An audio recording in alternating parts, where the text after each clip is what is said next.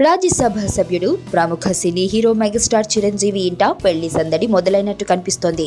Megastar Chiranjeevi రెండో కుమార్తె శ్రీజకు చిరు మళ్లీ పెళ్లి చేయాలని డిసైడ్ అయ్యాడని సంగతి తెలిసిందే.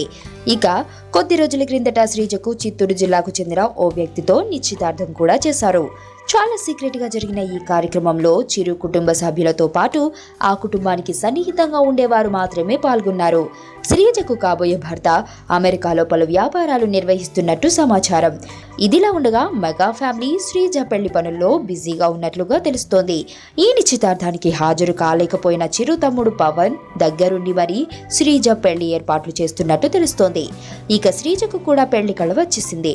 ఇందుకు సంబంధించి ఓ ఫోటో సోషల్ మీడియాలో చక్కర్లు కొడుతోంది. చేతి నిండుగా గాజులతో శ్రీజ ఉన్న ఫోటోలు దర్శనమిస్తున్నాయి.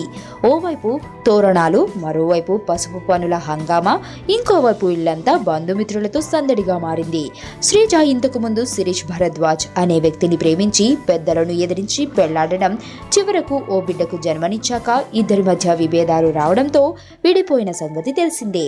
ఇప్పుడు మళ్లీ శ్రీజ పెళ్లి సందర్భంగా ఎడముఖం పెడముఖంగా ఉంటున్న అన్నదమ్ములు చిరు పవన్ ఒక్కటి కావడంతో మెగా ఫ్యాన్స్ ఆనందానికి కూడా అవధులు లేవు.